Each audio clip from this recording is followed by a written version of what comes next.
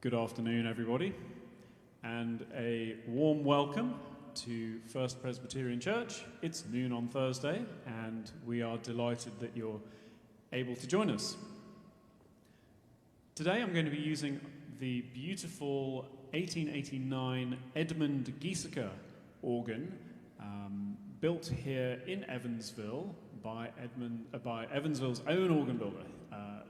Giesecke built at least 100 organs that we read about, but only 5 survive, and this is the one we believe is probably in the best shape these days, having recently been restored in 2018 by the Taylor and Boody Organ Company after the American Guild of Organists chapter here in Evansville was able to purchase it in 2016.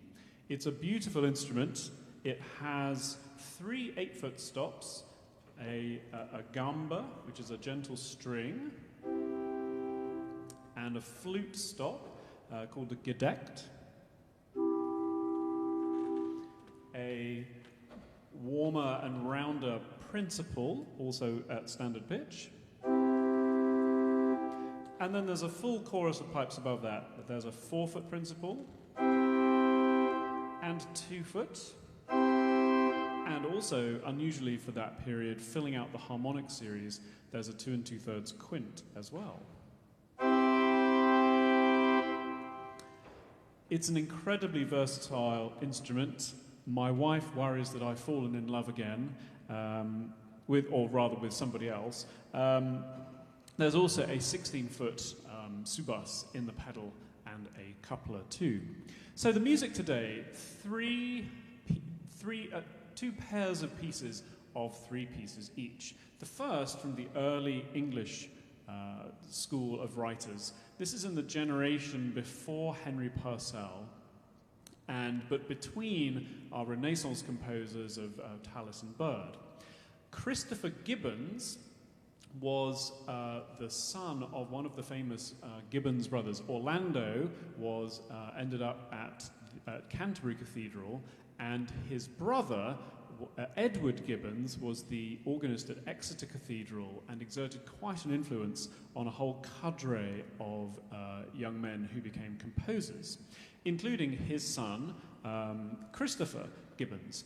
So I'm going to play some music of this era of Christopher Gibbons and then one of his contemporaries, and a little bit more about Matthew Locke in just a few minutes. So here is a voluntary in A minor for double organ by Christopher Gibbons, who I should say was born in 1615.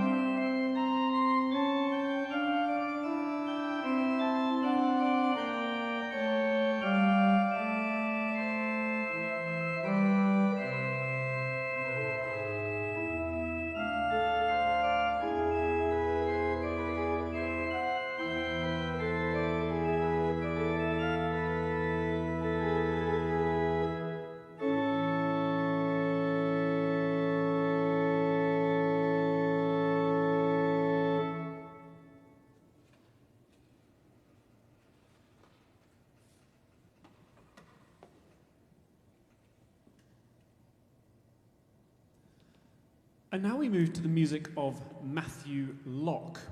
He was a contemporary of the composer that we've just heard, but he rose to some prominence, including the writing of a treatise on music. And he ended up being in charge of the king's violins and winds and sackbuts towards the end of his life, from about 1650 onwards.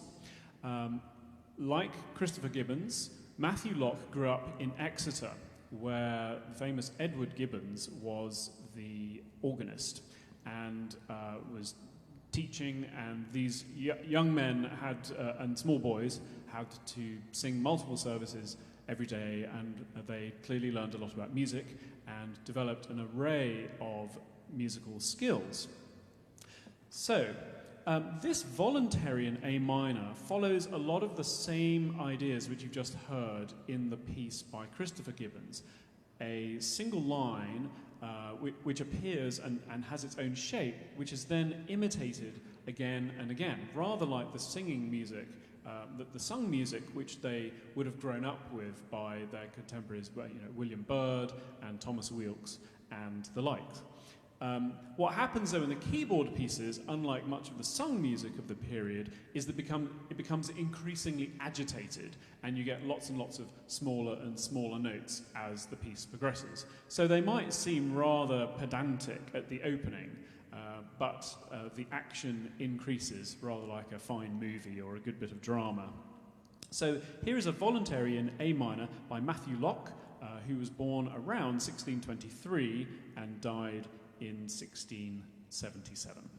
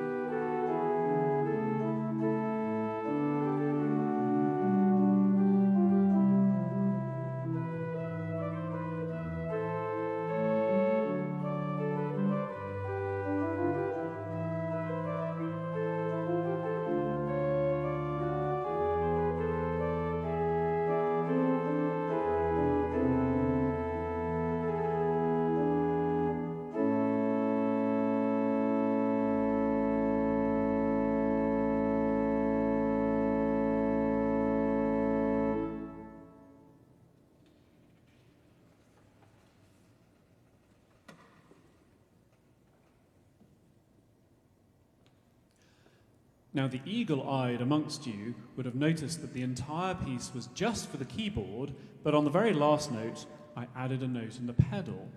Well, back in the good old days, the keyboards actually had notes which went lower, but which didn't look lower.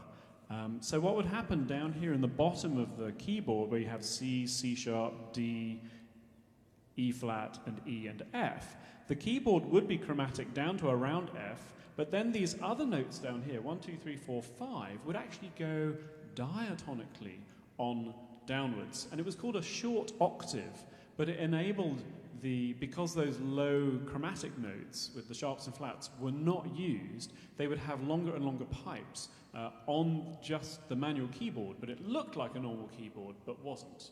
And that's why sometimes in music of this period there appear to be extraordinary stretches that it's impossible to play, but that's because they had this short octave which, by using those little keys, they could actually play notes much lower than were being notated.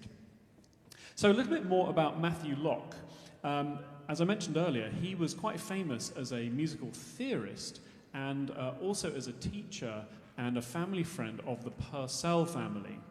And you probably know that Henry Purcell became probably one of the most famous composers of the entire Baroque period, and certainly the most famous in England.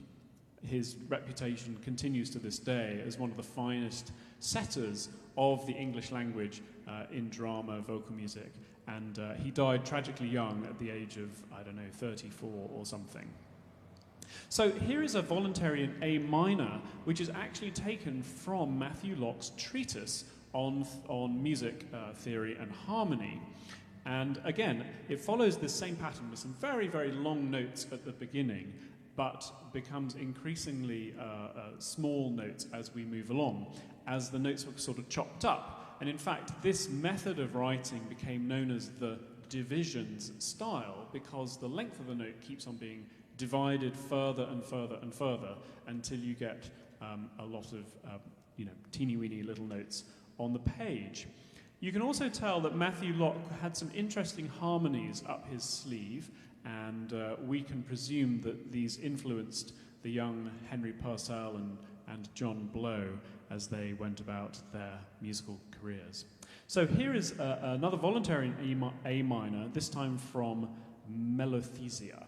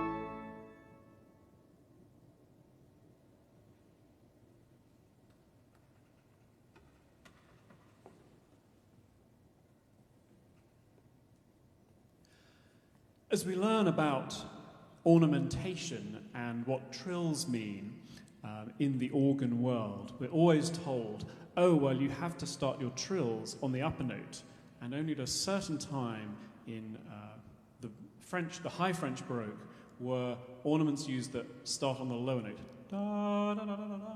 Well, it turns out that the English were heavily influenced by that form of ornamentation, and they loved it. And as you could hear in Matthew Locke's Voluntary there, it's all over the place. And it's a very expressive way of ornamenting notes. Bach also would sometimes specifically mark ornaments to start from the lower note rather than the ones on top. So, to three pieces by Louis Vierne. I played some of his music, sort of making up a little symphony last week. This week, three smaller scale pieces, beginning with one called Madrigal. This is in the set of 24 pieces in so-called freestyle, but even though they say they're in freestyle, Vierne definitely intended for these to be for liturgical use, and they mirror his own improvisational style. There's quite a lot of chromaticism in this music, and you can definitely tell that he was heavily influenced by the harmonies of Richard Wagner and the movement towards increased chromaticism.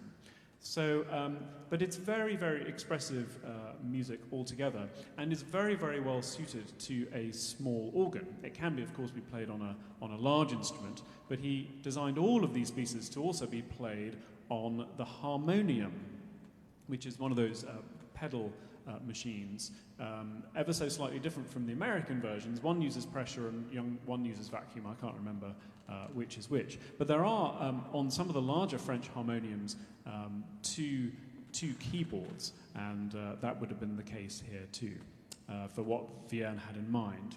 So the first one is a gentle piece called Madrigal.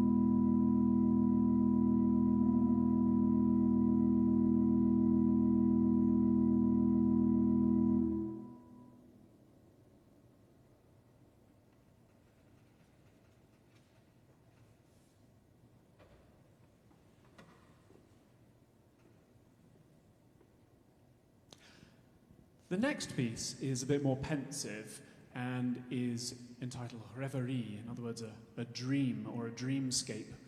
And it shows again Viern's mastery of form, just a few small ideas and contrasting ideas, normally one or two in each piece.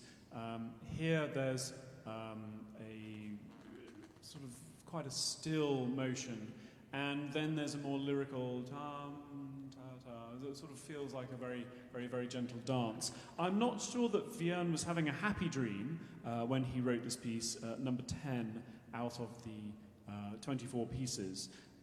But I hope you nonetheless get something out of it. It's definitely got a sort of sense of melancholy about it. And here the chromaticism, instead of maybe invoking nostalgia, maybe invokes something slightly more sad.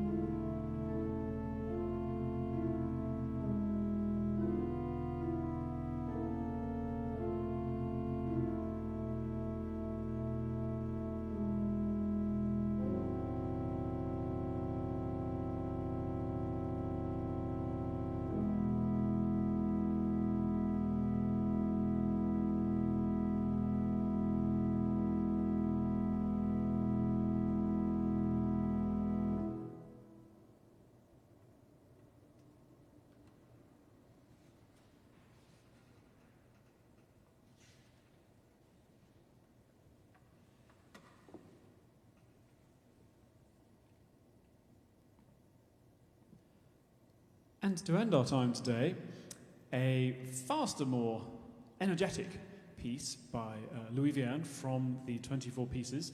This is number 14, a scherzetto, and definitely finds us with the gargoyles and the Gothic arches and some of that Gothic imagery, I think, and sort of cheeky demons and devils and ghoulies jumping around in the night.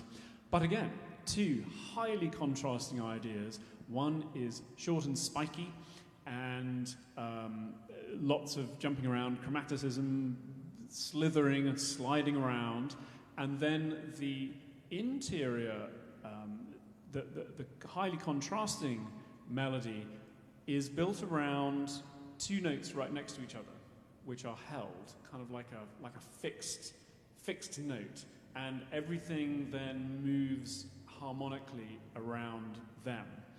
And the first time this comes, it's quite a long exposition of these ideas, and then it comes back to the first idea again. And when those come back again, the second idea returns. It's kind of curtailed, and you think, oh dear, what's happened to it?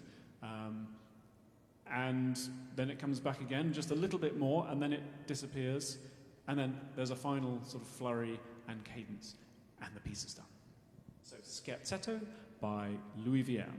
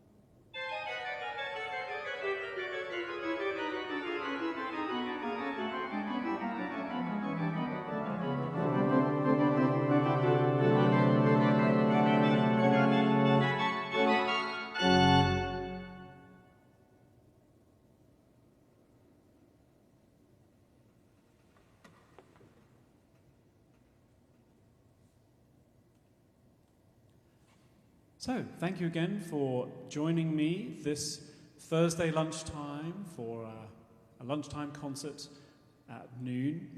A couple of changes coming up in our church schedule. Next Thursday is Thanksgiving Day, and I hope you are able to spend that with some of your family, either in person or virtually. Our services here at First Presbyterian Church are now moving to virtual only. There's quite a spike in cases locally, and our governing board, which is called the Session, made up of lay members of the congregation, has decided that we are moving to a virtual only format. So if you do come on Sunday morning at either 8:30 or 10:30, you will be locked out. So do please stay home, stay safe, but follow our services at 8:30 and 10:30 on Sunday morning. And in 2 weeks, I will be back with more music for you at noon on Thursday. Thanks again.